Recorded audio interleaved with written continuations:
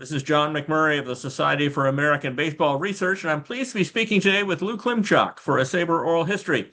Lou played in the major leagues primarily as a second and third baseman between 1958 and 1970, playing for the Kansas City Athletics, the Milwaukee Braves, the Washington Senators, the New York Mets, and the Cleveland Indians. And we are recording this oral history with Lou's permission on March the 5th, 2026. And Lou, I wanted to begin by asking, what got you interested in baseball? Let's put it this way, coming out of the Western Pennsylvania area, um, being mostly steel in a coal mining type of town, the only way that you could get out of those towns really uh, would be pretty much to play sports. Well, I wasn't big enough to play football.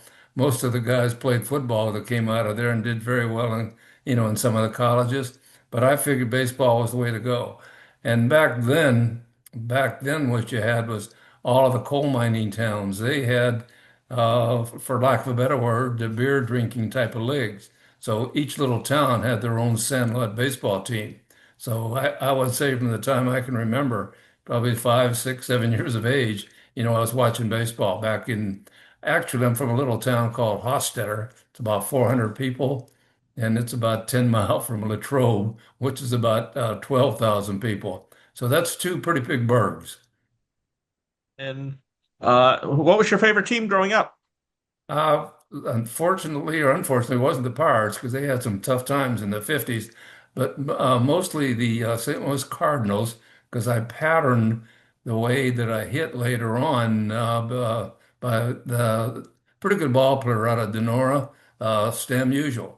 So basically, it was the Cardinals. And that Stan's performance influenced you to bat left-handed, perhaps?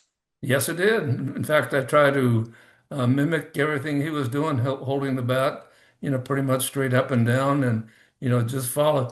But back then, and you were talking about in the 50s now, we didn't have the luxury of what we have today with video. So basically, you had to look at a picture and use your imagination on how you wanted to incorporate that into who you were. Now, you went to Latrobe High School, and Latrobe High School didn't have a baseball team at that time, right? No, they didn't. The only baseball we had in the summertime when I was in high school was American Legion. So we played a lot of American Legion, but you coming from Cleveland and me from Latrobe, um, the weather back there isn't conducive all the time. So I think it was a 20 game schedule. And because of rain and everything else, we'd end up playing about 15 games. So we didn't get too much, competition, as far as playing American Legion ball. But I did probably from my freshman year in high school. I used to play with the older guys, a lot of college guys and the guys, that were working in the steel mills and coal mines and learned a lot from those kind of guys. Now, in 1956, you helped to lead the Latrobe American Legion team to the district title, and that was very influential in making you realize that baseball might have a future for you. Yeah, and I was very fortunate. I had a pretty good friend that ran the recreation program in Latrobe. In fact, he was a baseball coach at St. Vincent College, Olin Canterna. But anyhow, he, I think, played a couple of years in the Cardinal organization, and he had a Scott friend by the name of Ollie Vanek. And back then, if you're familiar, you can remember, they used to do a lot of the baseball camps. Well, they used to do a camp in Latrobe every year, but you couldn't get into those camps until you were 18. So through my friend Olin, he told this guy, "Hey, this guy's okay, put him in there." So I was in those camps probably from age 14 on. You graduated from Latrobe High School in 1957, and you were soon signed to a contract with the Kansas City Athletics. Do you remember the name of the scout who signed you? As a local bird dog guy by the name of Frank Hans, he was always around, but he brought a guy in from, I think it was from Ohio, Bruno Betzel. And Bruno saw me and, he put the stamp on it. And that's how I signed back in 1957. And it was probably a week after I got out of high school. And I was ready to go. How did you feel about the Athletics at that time? had no idea who they were. I just wanted to play pro ball. And once I got into the organization, I became very familiar with it, where they were going because they had just moved, from Philadelphia to Kansas City, I think in the early 50s. So this was 57. And they were just starting to develop their minor league organization. And And you it was kind of an experience at that first year getting on a train and going to a rookie league. and you went to the Class D Farm Club in Grand Island, Nebraska, and you had a very solid performance. You batted 273. You played 39 games, and the team won the Nebraska State League championship. So it was a really good start. It was, and at that particular time, in fact, the reason for the 39 games, I tore up a knee real quick, meniscus, so I did miss about the last week or two of the season. But the one thing I think that was very instrumental to me was our director of player personnel, George Selker. George eventually, obviously he's an ex-Yankee, but he was a general manager, for several teams in the big leagues. But he had a liking to me, so he kind of guided me and made sure, the next year when we went to spring training, that I was going to get a good look. And you had an exceptional season in 1958 with Pocatello in the Class C Pioneer League. You led the league in batting average, runs, hits, slugging percentage. What was the difference between 1957 and 1958? I think just getting the opportunity to play every day and everything just seemed to fall into place. And we had a backup catcher that was hitting behind me. So I was hitting second, he was hitting third. And he said, "Lou, you got to stay back." This is after about the first week. He said, "Lou, you got to stay back a little bit more. Put some weight on your back leg a little more." And boy, that just turned everything around. And for that whole season, it just seemed like the ball was on a tee for me. You were playing second base at that time. Did you view that as your permanent position? Yes, I did. I could catch the ball. I could catch the ball and make the double play pretty good. Range was kind of limited, but other than that, I was very adequate at playing second base. If someone was watching you play for the first time, what kind of player would they see? What kind of player were you? Pretty much hard nosed for a quiet guy, and played hard and hustled. That 90 feet to first base, that was me. And I think the work ethic is what stood out. And that's really what I think got me my first looks, even back in Kansas City. They saw that I was pretty serious and was working hard. So I think the work ethic really stood out. And that's the way I kept it all the way through my career. And that's probably why, as we get to going down the history of it, making so many teams and different organizations, I just stuck with it. The resiliency, was always there. So after your great season with Pocatello, you get called up near the end of the 1958 season for just the last couple of games against the White Sox in Chicago. What do you remember about your major league debut on September the 27th of 1958? Okay. It was a Saturday, I think, yeah, because the weekend was the season was ending. But had some old timer that won a lot of ball games for the White Sox with pitching early win. I did go 0 for 4, 0 for 5 off of him, but I flied out, I think, 3 times. But something I didn't realize until many, many years later, I did a sacrifice bunt, and didn't execute it successfully. I didn't get the guy over, but I was on first base.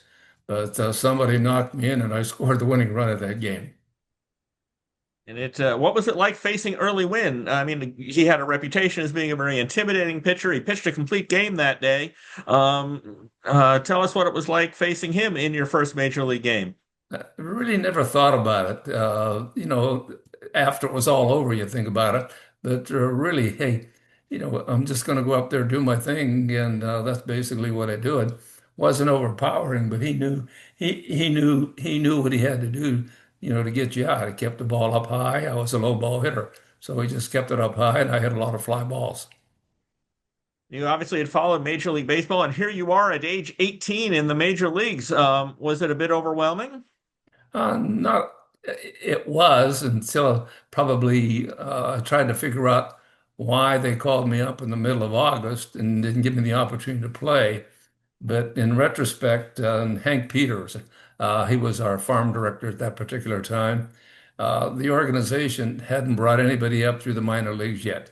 I'm talking about, you can help me out here, when they moved from Philadelphia to Kansas City, probably 53 or 54.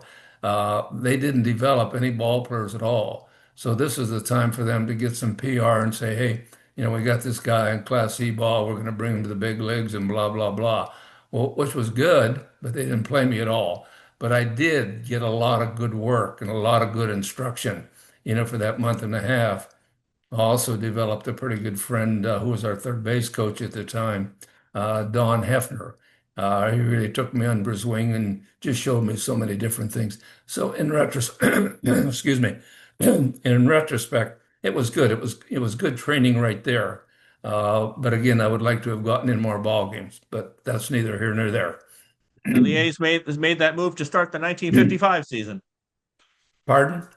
The A's made that move to start the 1955 season. So they Okay. completed the 54 season in Philadelphia and then moved.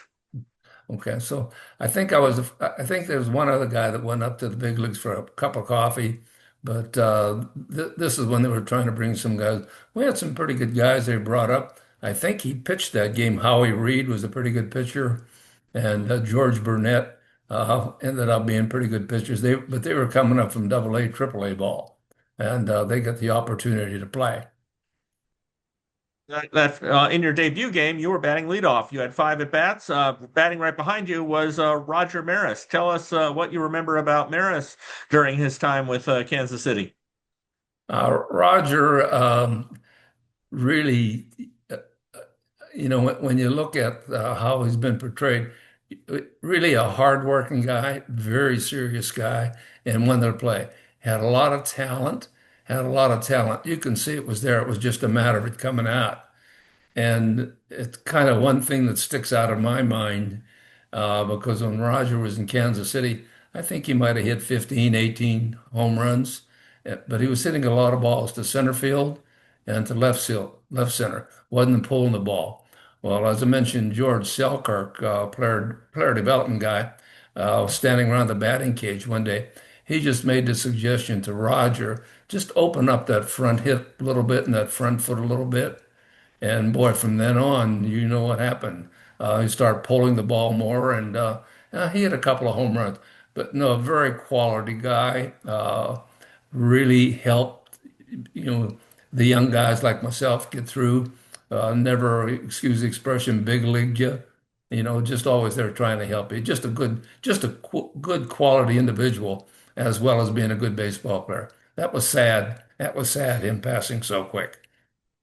Whitey Herzog was also on that athletics team when you debuted there. What do you recall about Whitey? Whitey Herzog, Whitey was probably the fourth outfielder, but he got to play a lot because he was a pretty good pinch hitter and he played pretty good defense. He's a pretty good man.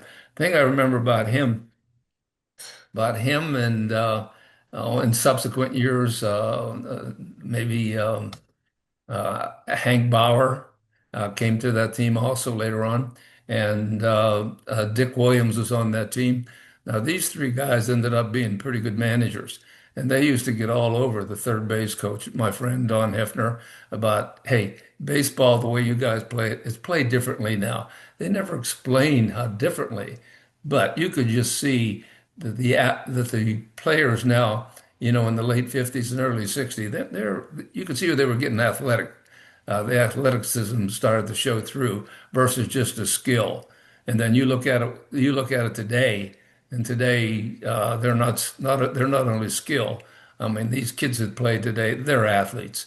I mean, they can do a lot of things. So baseball's come a long way, not only in the development of the game, but also in the development of the year. But Whitey, you could see it was always there, always asking questions, always doing things, to make him, just go a step farther. Okay, this is the game, but what else is going on? So he played that game inside the game. But he was a pretty good pinch hitter. You played only two games because the season ended in 1958, and you played second base in both of those games. On the opposite side was Nellie Fox during your first two games in the major leagues, a Hall of Famer. What do you recall about observing him early in your career? Okay. Well, Nelly, obviously, the chaw tobacco sticks out, and also the bottle bat that he choked up quite a bit. But the most interesting thing, the home run that I hit, was in Comiskey Park, and he was playing second base. Well, somehow he got out there in right field, whatever. He retrieved the ball. He got the ball for it and brought it into the dugout and gave me the home run ball, which I still have. And speaking of that, don't talk about this. And the guy's name keeps popping up about 8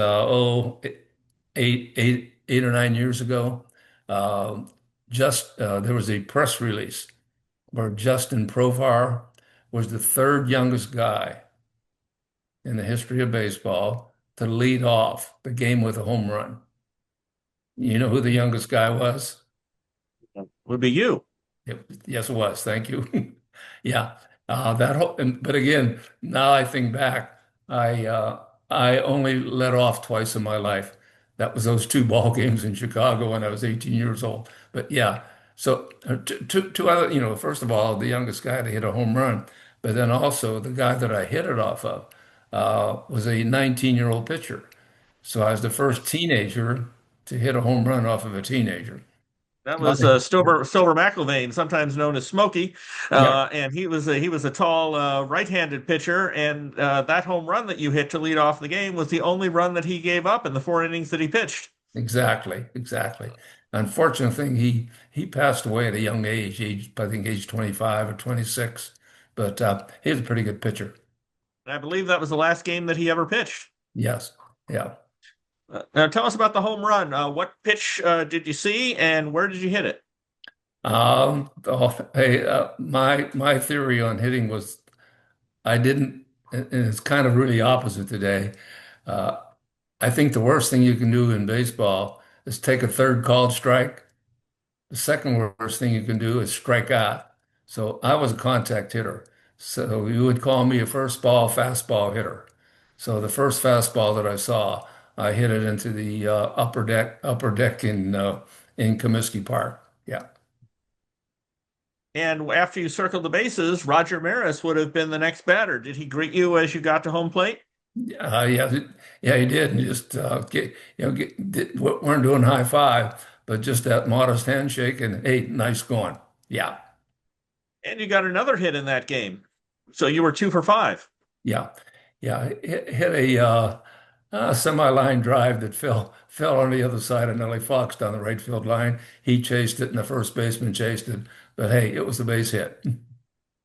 So since you had such a good start to your major league career, you had to be thinking that big things were to come in 1959, right? Yeah, yeah. This projected me where they were going to put me back onto the development program. Like I said earlier, the classifications of baseball were different back there. You had D, C, B, A. You had to work your way on up. So they just jumped me all the way into Double A. So you get into Double A, and it's all veterans. It's all veteran ball players. So I was only 19 in Shreveport, Louisiana, and everybody there was like 25, 27 years of age, veterans who had played. So this is really the learning aspect on how to play the game. To me, that's the one thing that's missing today.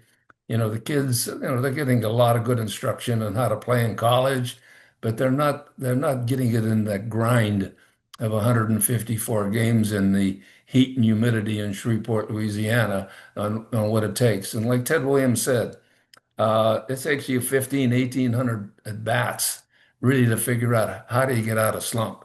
You don't get out of a slump with the big leagues. If big leagues is a doing league, and minor leagues is a trying league.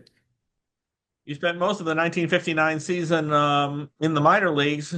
Was that beneficial to you? Because, as you were saying, that you were able to develop those skills, you had a very successful season.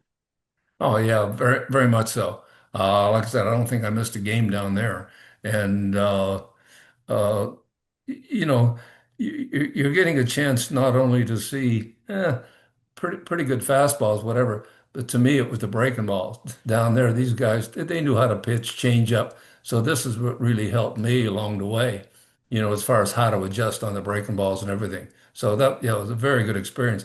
And plus just uh, the speed of the game. You could just see the speed of the game moving up also. Now, as you worked on skills, did you have any particular coach when you were at Shreveport who was influential, or was, let's say, improving your fielding something that you primarily did by observing other players and on your own? Back at that particular time, we had a manager, a pretty good guy, catcher, Les Peden. But no, once you got assigned to a team, like today, I think they have 5 or 6 rovers and coordinators and whatever to help you along the way. You were on your own. So basically, what we always did was you always got out there before a ball game, and usually the starting pitcher of the next day, he was the guy hitting fungos. So you just had a lot of fungos catching ground balls and working on. You had to be self-disciplined on, what you thought your needs were and what you had to work on. And especially, later in my career, once I start moving to third base and whatever, you think you know it all, but until you take a lot of ground balls, you don't really know it all. And you were called up again in this case, at the end of the 1959 season. You start the final 15 games of the season at second base, and you had a doubleheader, which was particularly good when you were 5 for 9. Do you remember it? Vaguely, was it against Cleveland? Yep. Yeah. The one thing that I do remember is, and again, this is one of my philosophies on hitting. Back in 1953, 55, I was probably in eighth grade. My philosophy was on, and this is, basically a page out of STEM. You should also, look for a fastball and adjust. Well, in 1953, 4, I put a name to that fastball. He pitched for the Cleveland Indians. Herb Score. Never score. That's right. Okay. And you had a So, 3-run home run off of Score, and well, obviously known as a hard thrower. What was it like facing him as a well, left-handed batter, especially?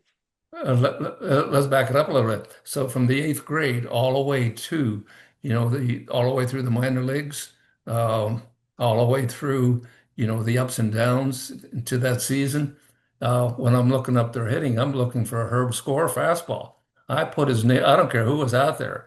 I'm putting a Herb Score fastball because I knew it was going to be hard. So that day in Cleveland, I step in the batter's box. And the first time up, kind of got chilled. Ooh, hey, there's Herb Score out there, but it didn't really affect me. The first time up, I just hit a fly ball to the second baseman, and it was right on it and just missed it. And then the second time up, I hit what I thought was a line drive over second base, and about 380, 390, out of the ballpark, for a home run. And as I'm rounding base, that same guy that you mentioned earlier, he was hitting behind me, Roger Maris. And he just looked at me and says, "You don't know who you just hit a home run off of, do you?" And you do, but you don't think of it in that aspect. Yeah. Hmm.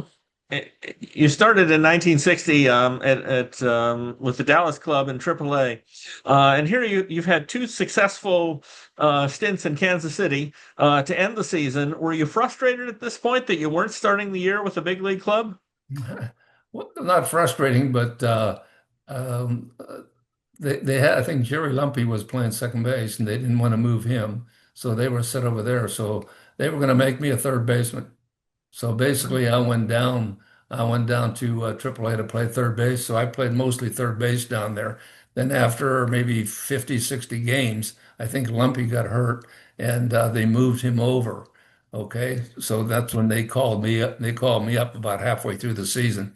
And unfortunately for me, my first ball game, I got a base hit and I'm trying to score from second. And I mean, I tore a calf muscle. And boy, I basically missed the rest of that whole season then. I think I got in about about 10 pinch hits. What was medical care like at that time? And did you have a real sense of how injured you were? No, this other than they gave it a lot of heat, a lot of whirlpool. I can't even remember taking an X-ray or anything like that, but you got to work it out. Basically, we just had to work it out. And again, it just didn't work out at all. Now, you did get to the big league club in July, and you got 3 hits and 10 at bats as a pinch hitter, which was obviously something different. What is the mentality that you need to come off the bench and be a pinch hitter? That was probably but the most successful time I had as a pinch hitter. I always later on in the career, I did have a lot of pinch hit appearances, but I really had a tough time with it. Not that I was intimidated or anything, but maybe it was because I was too anxious and swinging at that first pitch and just hitting an easy ground ball instead of waiting for your pitch. I think I did hit one pinch hit home run, but no, I don't want to brag. I don't want to brag or talk about my pinch hitting appearances. Now, in '61, things were different. You got the second base job early in the season, and you played a career high of 57 games. The team was then managed by Joe Gordon and Hank Bauer. Tell us about your '61 season. Okay, the 61 season, very fortunate. Well, first of all, that calf muscle, I went down to the Winter League in Florida. Okay, didn't play at all, but you know what they had me do, and it really worked? They had me walk the beach. I used to just go out and walk the beach so that you could dig those toes in, okay, and take care of that calf muscle. So that really so when spring training started, I was all set to go. And then the unfortunate thing. The fortunate thing for that team, if you recall, in 1959, Gordon was managing the Cleveland Indians. So in his mind, he knew that I could hit because those are the home runs that I hit off a score, and I really did well against the Indians.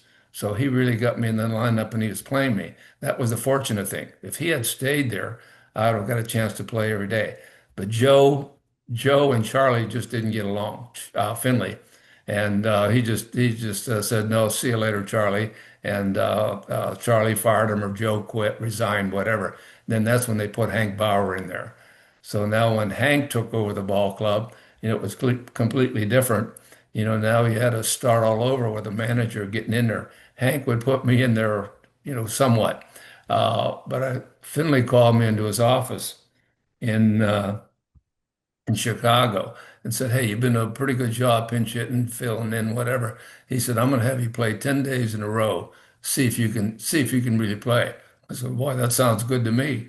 So after about 4 or 5 days, okay, I'm still not in there. So like an idiot, I walk into Hank and I said, "Hey, Hank, I was talking to Charlie and he told me that I was gonna," he said, "Lou, get the F out of here. I'm managing this ball club, not Charlie." So I just walked out of there with my tail between my legs. Mhm. And on that '61 team, you also had the opportunity to play with Dick Hauser. Tell us about Dick. Yeah. In fact, Dick and I in the instructional leagues, we used to room together. He and I were pretty good friends. Another sad situation of him passing so young. But no, Dick was, I guess, arrogant, abrasive, whatever, but full of confidence. He knew what he could do. He had great speed, pretty good hands, and he could play shortstop, and he could handle the bat pretty good. He could probably do that push bunt better than anybody, that I'd seen prior to that time. So now he was all ready to play up there. And fortunately, when he got a chance to play, he did a great job for him up there. And the interesting thing about Dick, and unfortunately both of them aren't around anymore, Dick was using Dick Williams' bat. And I think Dick Hauser broke Williams' bat, and Dick Williams got all over him. And Hauser says, "Hey, don't worry about it. You're not going to be using it this summer anyhow." That's the way Dick. You sorry, you also played with Marv Throneberry. Tell us about Marv. Marv, he and I used to sit on the bench quite a bit because, basically we were used as a pinch hitter.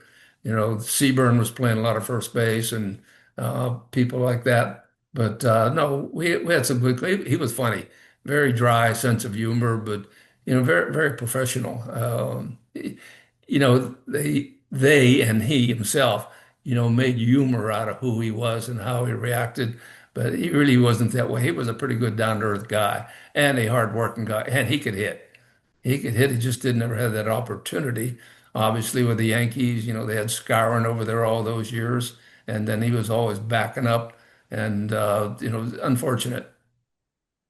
Do you recall about Don Larson, a teammate of yours with the Athletics? Who's that? Don Larson. Not hearing you. Don Larson? Oh yeah, yeah. And again, I can remember a situation with him sitting on the bench, watching a ball game, and I mean, here we are in Kansas City, someplace, and it might be seventh, eighth inning, tight situation, whatever. And he is as nervous as a cat watching the ball game. We're about 25 games out of first place. And here's a guy that just pitched a perfect game, right? And you would think that he would have it all there, but he was really wired, really tight, and he took everything serious. But he was a fun-loving type of guy. In fact, Hauser and I, we roomed in Kansas City, and Larson and his wife, they stayed at the same hotel in Kansas City. So we used to eat dinner quite a bit. But he was just a quality gentleman. And I got a chance to see Don several times afterwards. I used to do a couple of fundraising golf tournaments. So, but he would get very professional. Then when we went to New York, he knew all the clothing and jewelry places over there where he could get the discount. So he helped us out, and off the field also.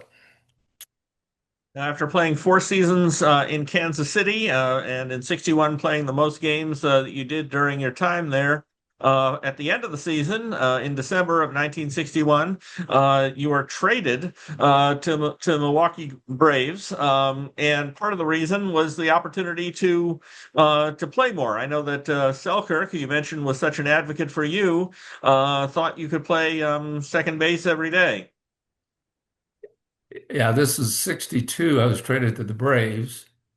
Went over there, and again, they were pretty solid. And I was supposed to start the season in AAA, but had a pretty good spring training. So back then, they could carry 28 guys for the first 25 days, or for the first month.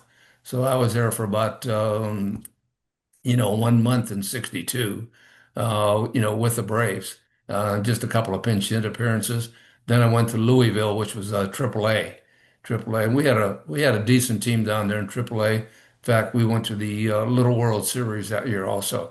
Had guys like Phil Negro and Chichi Oliva, and just a lot of veteran type of ball players. But we put it all together. Then after that season, uh, that's when I basically got traded to the Washington Senators. In the time you did spend in Milwaukee, you were a teammate of both Hank Aaron and Eddie Matthews. What do you recall about both of them? No, both, and again, quality people. Eddie and Hank, they had this little bantering going back all the forth. But you want to talk to two guys who were completely professional about what they did and how they did it. And it was, I don't want to say it was fun to watch, but when you're sitting on the bench and you're watching that team play, you know you're not going to be playing. Hey, it was fun to watch them. You got Hank Aaron, you got Adcock, you got Frank Bowling, and then obviously Henry in right field. And then you can get a chance to watch Burdette and Spawn pitch. Yeah, I had a pretty good seat for a lot of those Milwaukee Brave teams. But Mhm. Eddie and I, we had a couple of good social encounters afterwards too. So he was a pretty good guy. You mentioned going to the Washington Senators, and you wound up breaking camp with Washington, and then you appeared in 9 games before going back to the Braves. Yeah. Primarily what happened, this is where I guess George Selkirk now was the general manager of the Senators. He didn't Yep. re well, two things. October 6th, 1962, I got married. Okay. Now, 2 weeks after I got married, I was on the honeymoon for about 10 days, but 2 weeks later, I was in the Army. This is when we had to do our military. So I did my military thing, and he didn't realize I was in the military. So I didn't get out. I didn't get out of the Army until spring training was more than half over by the time I reported to spring training. So again, this is when they could carry those 28 guys. So that's why they carried me over there for that first month. Um, that didn't make a lot of the guys happy. Here I was coming over there, and they were there all ready for spring training, and they slide me into a spot. So that didn't go over with a few of the guys. You got to the Braves. You did spend several months in Denver on the AAA level, and you just had a lot of change over these years. Some minor leagues, major leagues, different teams. How were you adjusting to all of that? I think it's a thing I said earlier. It's, resiliency, persistence, stay working at it, and when it got to Denver, everything just fell into place. As far as hitting is concerned, Denver obviously, we can equate it to what happens. They're supposed to be a pretty good hitter's park. Well, I can attest to that, but still, hey, you still got to hit the ball to hit 350 or 340, and but it was good. And again, I was married and just getting adjusted to married life also. So a lot of things fell into place in 1963. And again, it's the same thing. Got off to a great start there, and I don't know, played about 50 or 60 games, and then Milwaukee called me up, and again, I think I played about 2 or 3 games in Milwaukee, and then right back on the bench as the pinch hitter fill in. And Dixie Walker was our hitting coach or first base coach at the time. And he came up to me and he says, Lou, he says, I got a task from John McHale, our manager. And I said, well, what's that? He says, I'm supposed to make you a pinch hitter. He says, I don't know how to make anybody a pinch hitter. He says, so we're on our own. But again, I was just pinch hit and fill in. And I can understand it. You look at that Brave team, I mean, up and down the lineup, they were pretty good. Just not pretty good. They were darn good. You and on the minor league level had a 352 batting average. You make the All-Star team in spite of playing only 81 games there. It had to give you a great deal of confidence coming back to the major leagues. Yeah. It did. And let's face it, you can hit 350 in AAA and nobody cares. You can hit 200 in the big leagues, and if you're in the big leagues, yeah. That's how I always thought. I want to play with and against the best. So tell us what happened next. You make the Braves roster out of spring training in 1965 as a utility player, and you had mentioned, that team had so many good players. I imagine that you were very happy both to be in the big leagues and were happy to do whatever it took. Yeah, yeah, 63 and 64. Well, after the 63 season, they put me back on a AAA roster, so I went uh, back to Denver for 64. And again, I led the league in hitting and did everything over there. But in spring training, Bobby Bragan was our manager. You know what he told me? He said, you hit 350, get down there, see if you can do it again.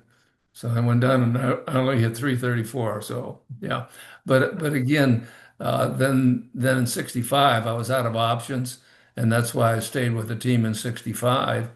And this was the lame duck year in Milwaukee, before they were going to Atlanta in 66. Okay. So Bobby Bragan, he didn't have too many friends in Milwaukee at that time because the whole front office management team and everybody was already in Atlanta. So he had to stay there and he had to take the brunt of the Milwaukee fans. Now, in September of that season, the Braves traded you to the New York Mets. And how did you feel about that change?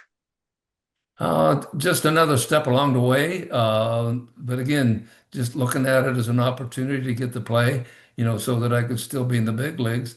And when I got to the Mets over there in spring training, I was, supposed to be on the AAA Jacksonville team. That's where I was going to play because I wasn't on a major league contract, but I had a real good spring training. So again, where they can carry their 28 guys, I was one of the guys they kept. So they kept me up there. But again, before they traded me, they didn't have Kenny Boyer, and they didn't have because now I was playing third base, and I was playing a lot of first base now also. So they had Boyer at first and Boyer third and Cranepool at first. So the opportunities to play, I think I got 4 or 5 and went 0 for 4 or 5, pinch hit appearances with the Mets. So then I ended up in Jacksonville AAA. Now, by this time, you've played for Kansas City in the American League, Washington in the American League, Milwaukee in the National League, and then the Mets in the National League. Which league did you prefer? And they were different stylistically at that time. The one you didn't mention will come down the road, and that's the one that gives you the opportunity to play, and that was the Cleveland Indians. But when you look at the play, National League Baseball to me was more strategy, more hit and run, more base running, more defense, and pretty good pitching. American League was to me all power, home runs and good fastball, hard ball throwers. So yeah, there was a difference in the league back at that time. Yeah. Now, for someone who didn't get to see baseball in the 50s and 60s, how would you compare what it was like to observe a game then relative to today?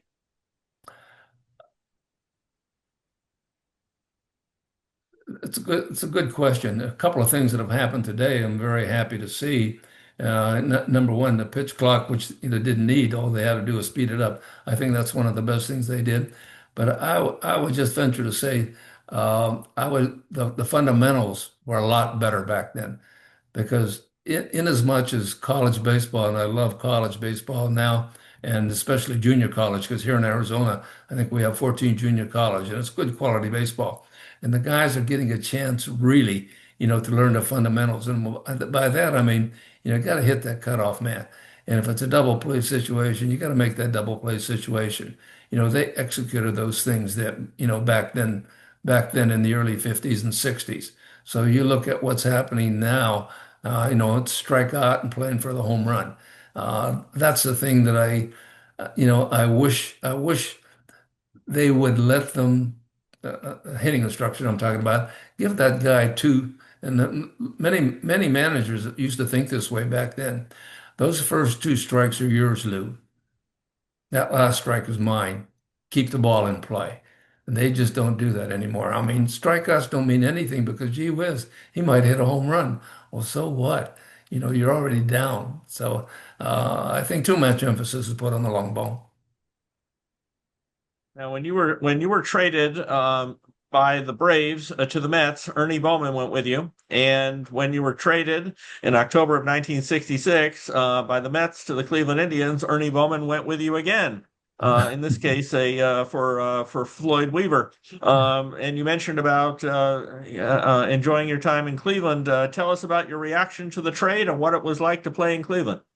Yeah, let's back up a little bit. 1966, I went back to Jacksonville, AAA. That AAA team, we had a kid out of California, pretty fair pitcher. What was our starting pitcher? Tom Seaver. I think he finished 12 and 12. Well, first of all, we were in last place. Finished about 28 games out. Solly Hemus was our manager. And I think Tug was there for a while, but Harrelson was our shortstop.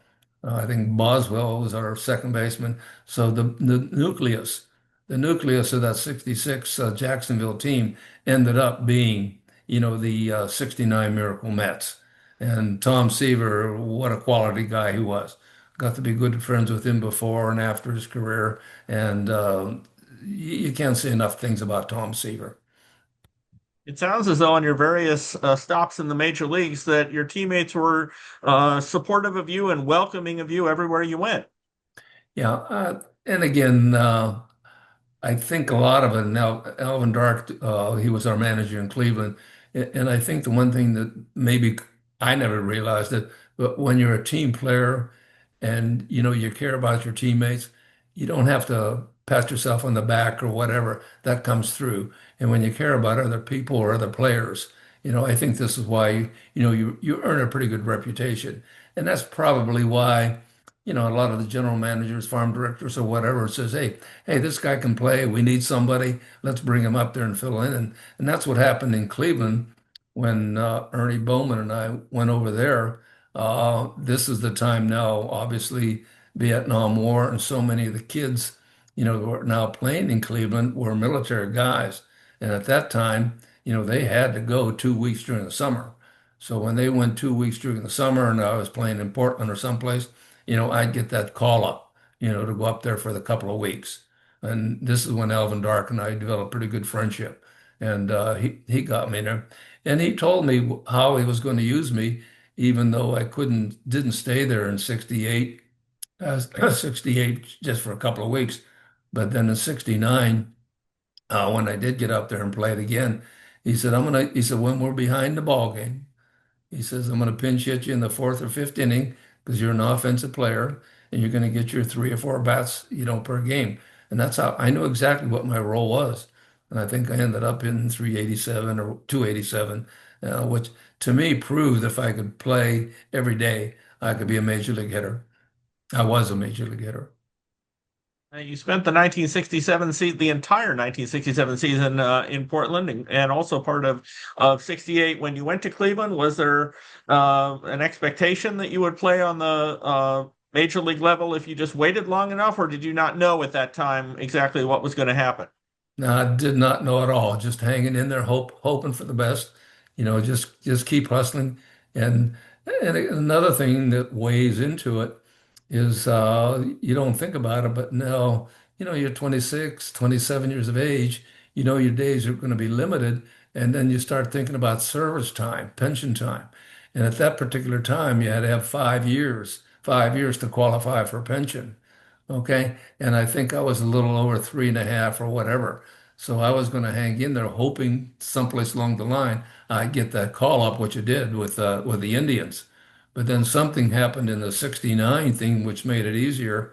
Prior to the 69 season, they lowered it from 5 years to be vested in the pension plan to 4 years. So when Alvin Darr called me up in 69, I think I just needed about another month to get over that 4 year hurdle. Now, over your career, you played a number of positions. You played more games at second base than any other, but you also played at first. You played at third. You played left field. You played right field, and you even appeared as a catcher.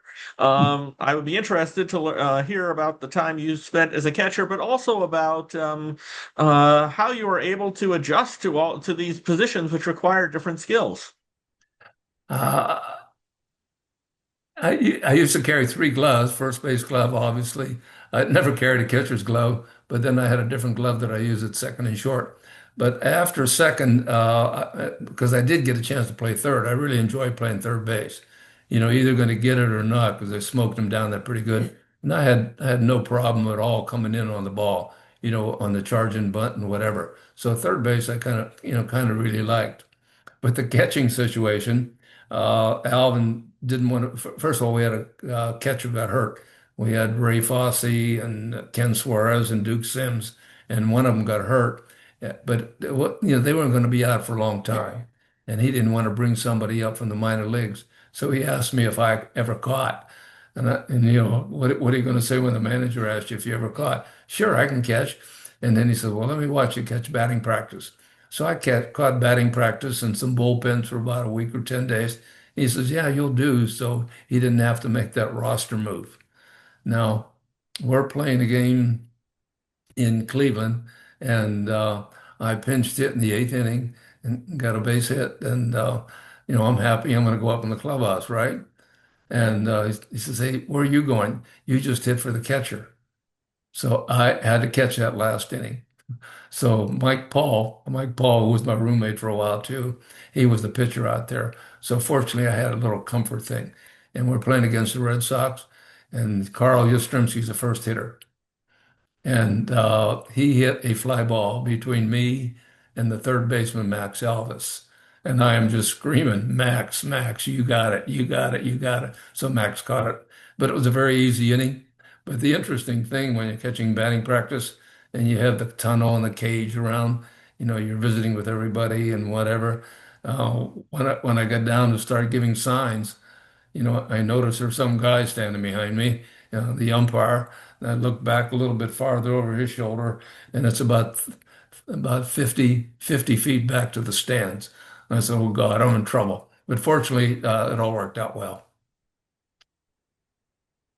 Now, when you were in Cleveland, you did have an injury early in the 1969 season where you suffered a broken hand during spring training. What happened there? The Irishman, St. Patrick's Day had happened, and Jim O'Toole hit me in the hand, And I, it hurt, but I said, that's okay. And then I played a couple more games and then I said, hey, I think this thing broke. So they took an X-ray. Yeah, there was a fracture there. So I think it took about a month to heal. And then I had to go back to Portland, which was a AAA team at the time, played back there maybe for a month or so. And then this is when they called me back in '69. Yeah. But you never forget it. And I saw Jim many times after that. You know what he said? I never threw that hard to break anybody's hand, who at that age. I said, I must be brittle. Now, on that Cleveland team, which was known for its pitching, you got to observe Sam McDowell and Louis Tiant, among others. What you recall, Sonny Siebert was another. Tell us about those Cleveland pitchers that you got to see. Yeah, Steve Hargan, too, was a pretty good pitcher over there. S Sam probably had the best four pitches in baseball. And Sam's, I don't want to use the word mentality, but the way Sam thought was, I could strike this guy out with four fastballs.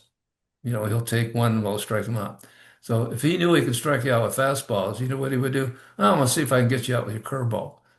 Or I can see if I can get you out with my changeup. He wanted to get you out with everything he had. That's a good he was and how confident he was. Sam is, and I know he ran into some demons along the way, but he is really a quality guy. And even afterwards, now, with the things that he's done for the baseball assistance team, he's a quality guy. And yeah, he and I still communicate quite a bit. But Siebert or Louis, I'll never forget. I'm playing third base, and Big Frank Howard is hitting. I mean, he hit a bullet right back to Louis, and I mean the showman that Louis was. He caught that ball and just spread out, laid right on his back. And then it was the third out of the inning. And as by the time I got over there, he just says, "Am I still living? Am I still living?" You had played winter ball in Puerto Rico during your career, but you did have the opportunity following the '69 season to return there as a player manager. What was that experience like for you? Yeah, that was part of the Alvin and our relationship. Primarily, the Indians had a working relationship with the Arecibo team in Puerto Rico, and what the Indians agreed to do was send down six or seven of their prospects, okay, and but they wanted somebody to look after them. Well, I had never managed before, so they called me out into the office, and let's see, I was 29 or 30 at the time, and I says, yeah, let me try it. So I went down there as a player manager, and fortunately, once you get down there as a player manager.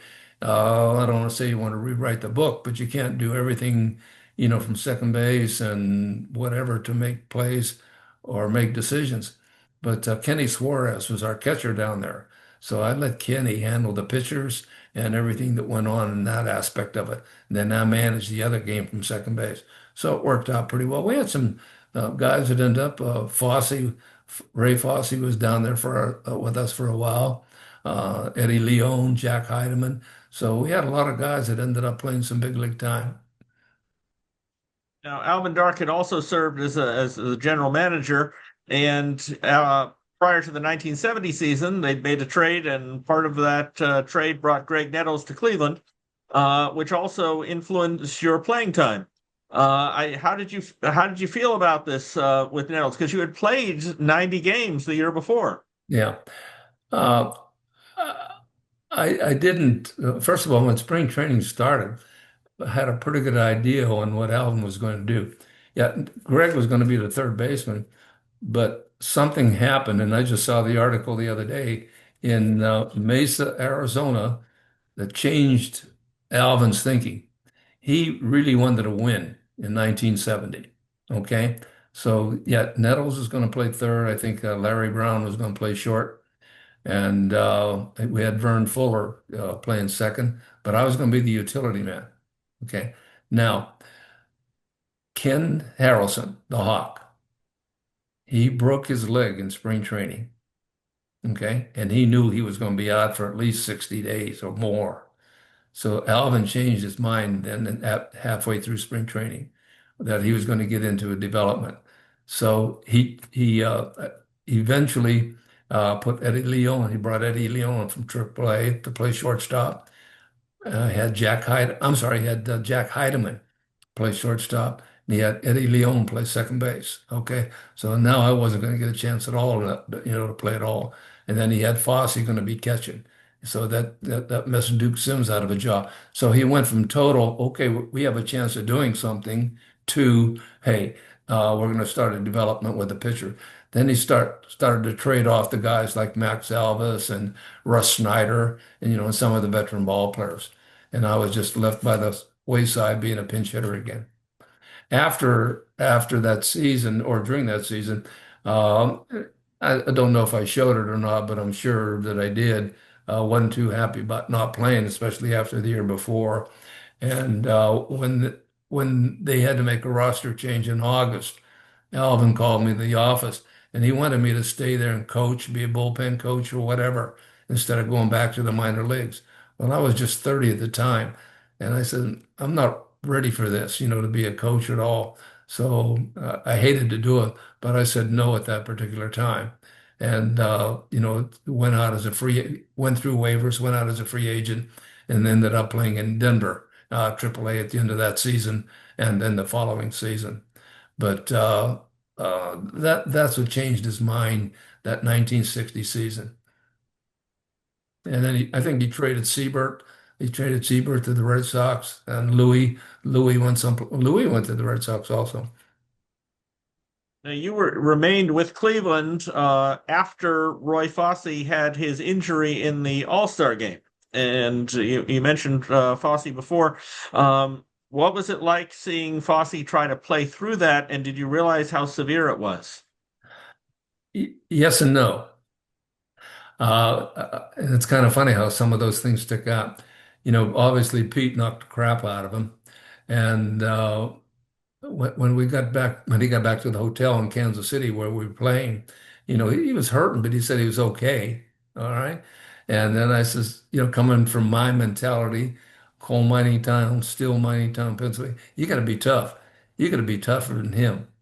Rose didn't play for 3 or 4 days after that. Fosse played the next day. But the thing we didn't realize was that he did some damage to his shoulder, and that's what really set him back. So sometimes I feel guilty that I, put my 2 cents in that I shouldn't have. But again, they had trainers; they could have advised him whatever. So he went out and played. But he played immediately afterwards. But Ray had a lot of ability, a lot of talent, and he ended up doing, very well going over there to Oakland also. You played your final game on with Cleveland on August 11th, and you made your final major league appearance in 1970 in the same park where you debuted, Comiskey Park in Chicago. Yeah, karma, baby, karma. I had no idea till we got back to Cleveland, though, that would be my last, the last spot.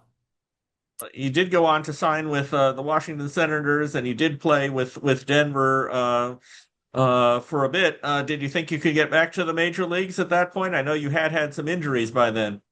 Yeah, yeah, yeah. That's why you play.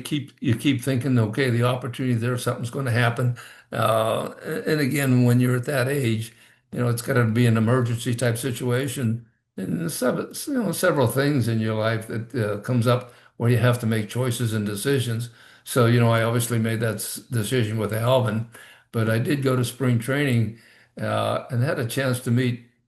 Well, first of all, Ted was our manager, and he liked the way I hit too. So I had a chance of making that team, except they had a lot of young kids that they were bringing in. But I didn't have my family with me down there at this particular time, so I stayed in the hotel, and I had the opportunity really to visit, with a couple guys over breakfast a lot, very notables, and it was just very educational and seeing the aspect of how other guys live through their careers. One of them was Kurt Flood, spring training, and the other one was Denny McLean. So we had breakfast there quite a bit, and it was a great experience for me. And just to share who they were, what they were, and the quality people that they are. Sure, they had great careers, But what Kurt did for baseball, it's unheard of. What Kurt did for all sports, not just baseball, free agency, and he did it. No, a good man. But anyhow, I kept the relation. I finished up playing with Denver AAA in '71, and still had the relationship with the Indians. And that's when they, gave me that opportunity to manage for them. One thing about that 1971 Denver AAA team, had guys like Jeff Burrows, Richie Scheinblum. They were a pretty good hitter too. Richie Scheinblum. He and Pinella used to go all the time when they were with Cleveland, back and forth. Who was the best? But anyhow, that team. I think at that time it was the fifth or the sixth time in the history of baseball that a team was in first place opening day and was in first place at the end of the season. And then we lost the little World Series in Rochester. Okay, but kind of a little bit of history there. And you mentioned about maintaining a relationship with the Cleveland organization, and you did manage in the Class A California League with Reno. Did you think about making a long-term career as a minor league manager? Wanted to, but economics played into it a little bit. And at that same time, let's see, I was what, 31, 32. Another good friend of mine was managing a AAA team, Frank Lucchese. Okay, he was our AAA manager, and I was a Class A manager. And you know what he told me? He said, Lou, what do you want to do this managing for? He says, why don't you come and be my coach? Because now we have the designated hitter. You could be the designated hitter in AAA. And he said, you just tag along with me. And I said, no, Frank, I've made this decision. I want to see if I want to manage and where I want to go from here. And the good thing, living in Denver, I developed a very good relationship with the Adolph Coors Company. And I used to work for them in the off season for 3 years. And I'll throw numbers out there. To go back to managing, you're making about 10,000 a year, and the Coors folks to be a marketing representative for them, I was going to be making 20,000 a year. So with three kids and traveling and all, it was pretty much a no-brainer. So I did the 2 years out there, but they wanted me to go back to the third year, and I said, no, we don't want to do that. And we had some quality guys that came out of there. Uh, Hall of Famer Dennis Eckersley, Dwayne Kuiper, Rick Manning, Jeff Newman. One of my best stories is Larry Anderson. Uh, they wanted to release Larry Anderson. I said, you can't. He's a 19-year-old kid. I says he can't throw a ball above the knees, and it was just about 90, but he could throw strikes, and he had a little sing to it. Make a long story short, he pitched in the big leagues for 12, 14 years. You mentioned about the Coors Brewing Company, but unlike players in subsequent decades, you had other jobs. At times you worked for Rolling Rock Brewery, sold cars, real estate, worked in construction, and then you had a long tenure at the Coors Brewing Company. So it was just different back then. Yeah, yeah, yeah, you had to, and hopefully, hopefully what you're looking for is, okay, if I don't stay in baseball, that I can transition into something that can be meaningful for the family. So that's what I was thinking. And it worked out very well. And it's kind of interesting. In baseball, we travel all over the place. And once I was that marketing rep, based or stationed in Colorado, then they still send you out on assignments. So you know where my first assignment was? Tucson, Arizona, where I had spring training for 4 years. So I had a chance to get down there that first spring and visit with the guys. But now instead of selling baseball, I was selling Coors. So you had worked for Coors, but also the Coca-Cola Bottling Company. And then in 1989, you're named to the board of directors of the Major League Alumni Association. How did that happen? Primarily, we got involved here locally in Arizona because, in fact, I still do a lot of that. I'm the president of the Arizona Major League Alumni, kind of weaning myself out of it. But we used to be involved in a lot of camps and clinics. We do one major fundraiser a year, And what we would do is, do free camps and clinics for the kids. If the coach got 20 or got 40, 50 kids and he got the fields, I'd bring all the baseballs and I'd bring 4 or 5 major league instructors. And, we do a 4 or 5 hour clinic for the kids. So we did that for about 8, 10 years. Okay. With those proceeds. Right now we still get involved and I'll supply, i.e. celebrity ball players, to fundraising golf tournaments. So it's good. It keeps you involved, in the community. So, and I was with the Corps for about 8 years. You can always smell another room or another move coming, and I just didn't want to move from Arizona. So I said I can always find a job here in Arizona. So that's how I left Coors and started pushing Coca-Cola. And you've also had a long relationship with the Society for American Baseball Research. How have you been involved there? Two real good friends of mine, I still communicate with them. Chuck Johnson, the SABR member, and Johnson. Uh, we got involved. Basically, we were doing a fundraiser, and those guys, they could put together certain aspects of it, get the venue, whatever. And what we developed through them was try. Yeah, to try to honor the best baseball players in Arizona, baseball and softball players. So we did a dinner for about 5 years, honoring the best players in the various areas, high school, college, junior college, then professional baseball, etc. So it was a lot of fun. Didn't make any money, but the things that Chuck did was, hey, this gives us the notoriety and you're putting something back into the community. Yeah. You had also gotten involved for a period of time as a hitting coach in a league based in Scottsdale, Arizona. Tell us about that. I missed that. Do I? I said you had also been involved for a period of Oh, time as a hitting coach in Scottsdale, and wondered if you could tell us about that experience. yeah, there was an independent league that lasted 1 year. That was kind of interesting. And again, to put together an independent league with all of the baseball here, the Diamondbacks, and then spring training. It was pretty good baseball, but we couldn't draw any people. They couldn't make any money at all. So it just lasted 1 year, and you got to get out of that thing. Yeah, yeah. Dave Hilton, a good friend of mine, he was the manager, and Pete Lecoq managed. So we had a lot of big league names out there. But again, when it's 115 people aren't going to come out and watch a ball game and in the spring training complexes. So it didn't work out well. So the investor lost a lot of money on that deal. Now, your grandson, Mitch Ney, was a third baseman who was drafted by the Toronto Blue Jays in 2012. Did he pattern his career after yours? No, no, he was smart. He was smarter than me. He's a big kid, about 6'3", and but right-handed all the way, but had a lot of ability, a lot of talent. And he was the I think 2012 draft. Toronto drafted him. I think on a supplemental, he was a 58th pick. So he did, very well as far as draft is concerned. And his first 3 or 4 years, he was showing that progress.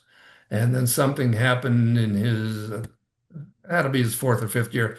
Anyhow, he developed a staph infection, and they did not diagnose it properly, and he missed the rest of that season. And I mean, he was on a pick line trying to get rid of the infection, whatever, and it really slowed him down, and it really deteriorated some of that muscle. But he did stay after it. He bounced back, so he ended up playing about 11 years in the minor leagues, and he had a couple of big years in Double A. Got up to Triple A. I think he had 20, 23, 24 home runs in Double A. So he did very well. And he's quite a kid and very proud of him, if I may talk for a second. He just turned 32. And when you sign that bonus, you get the educational funds. So he is going to college now. He is in his junior year at ASU, so he's going to get his degree there. He already has he already has his real estate license, and he already is part owner, of a tank lining business. Okay, and he's doing all the accounting and all that kind of stuff. So he knew with those injuries that he was going to be very limited. So I think at that time is when he made this decision. Okay, this is the way I'm going to go.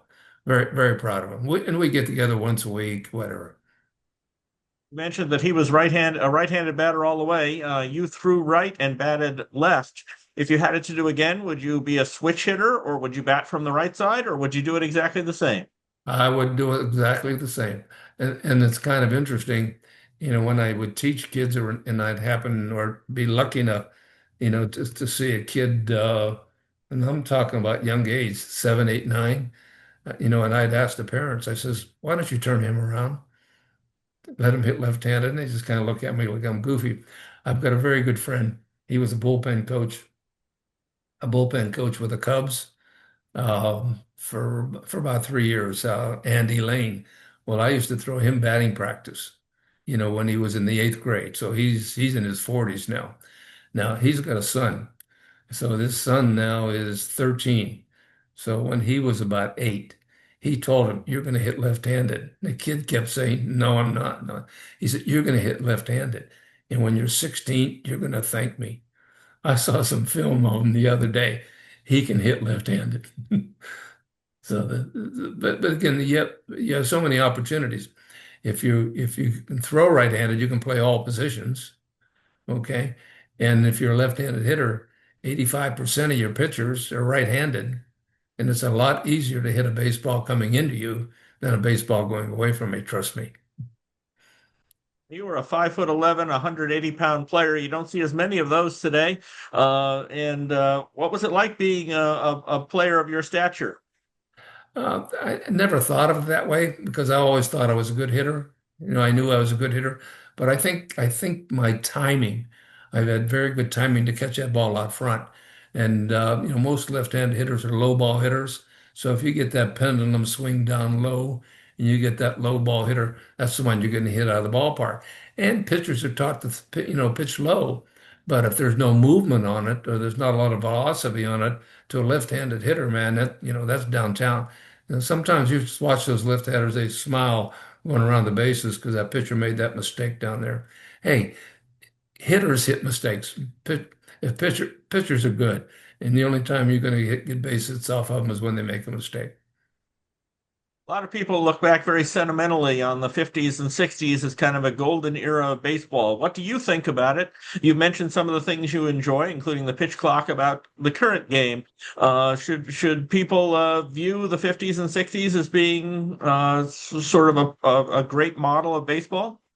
Definitely. But again, and I think this is where your successful managers are really being smart. Talking about Terry, Francona, Lavello falls in that category, and probably Cora up there in Boston. And I'm sure there's others. But what they're taking is what the computer is spitting out to the guys. It's good information, but it's not gospel. So what they're doing is, okay, these are tendencies. This is what can happen, whatever, but I'm managing you, okay? And that individual, would this work for you? Because it's not going to work for everybody. I mean, you can't paint everybody with that same brush. You got to treat everybody individually and what is going to work for him. So those are the things that I would see because the talent is there. The mistake that I think a lot of hitting instructors make, this is the way I hit, this is the way you should hit. It doesn't work that way. Look at that kid, look at his strengths, and try to take advantage of his strengths. Three players.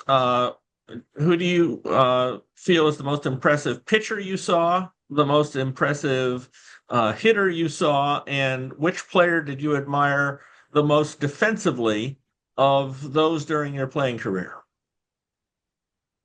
Offensively, you got to put.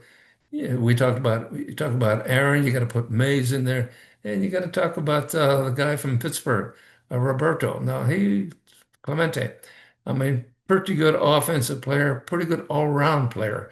Okay, he could do it all. So those are the guys. But there's so many guys out there. It's hard to compare them by air. You look at Schmidt who played third base. I used to love to watch him play.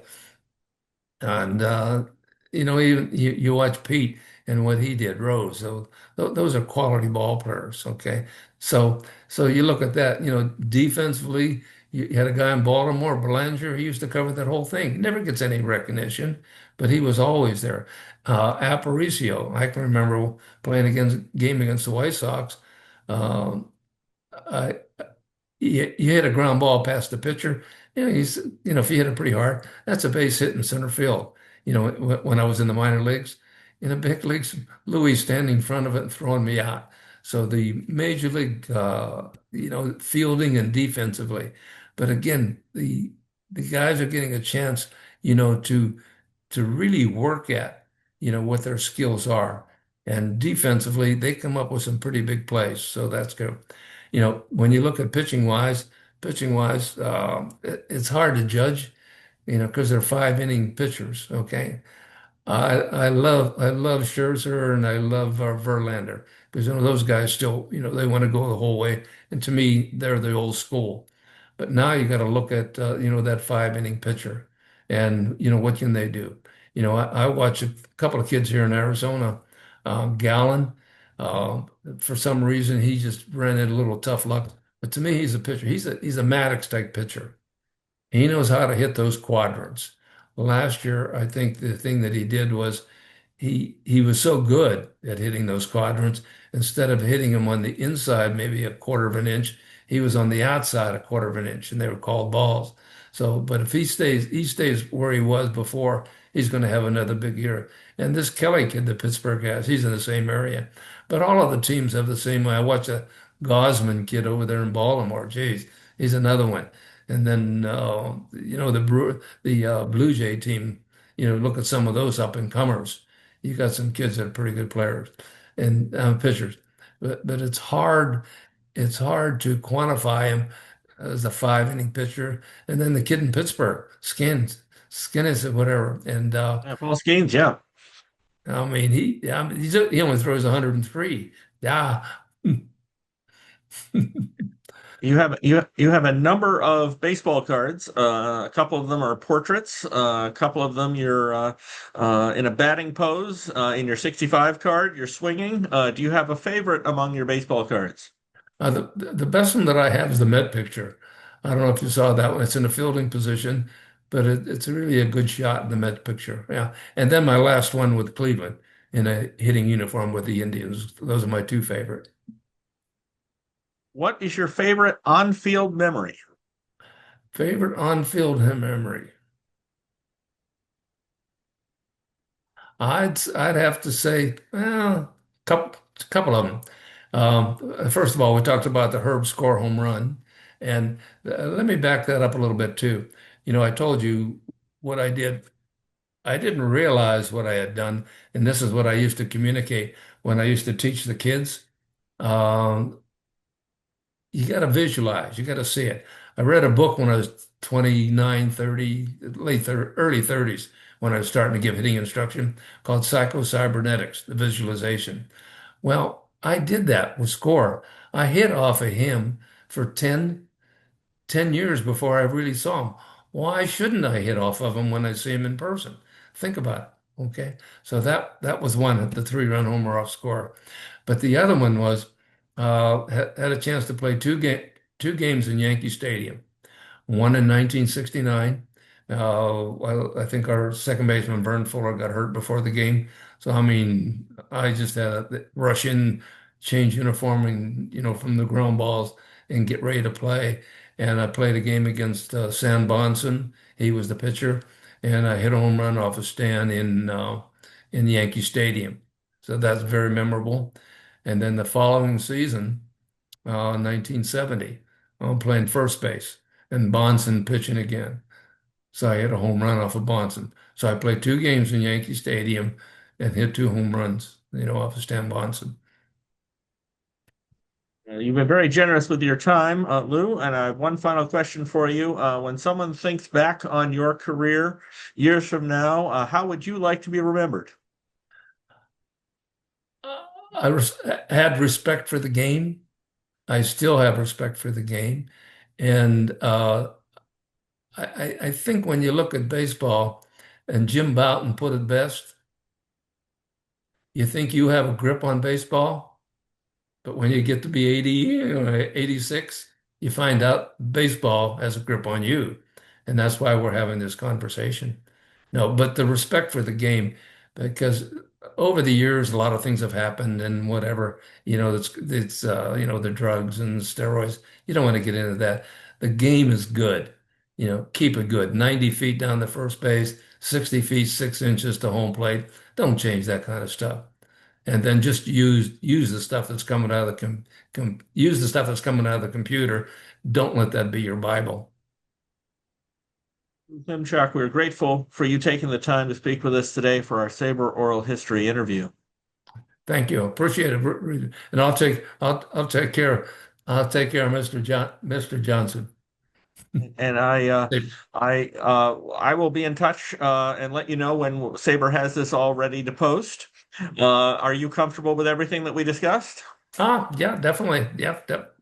It's a lot of fun going over these old memories. Well, yeah, you brought back a lot of memories. And I will, like I said, I will be back in touch. And I know you know a lot of alumni. If there's anyone that you think would be a good subject for a future SABR Oral History, please let me know. I sure will. All right. Thank you, Lou. Thank you for your time, and thank you for a delightful last hour plus. Okay. Hey, keep doing the good work for SABR.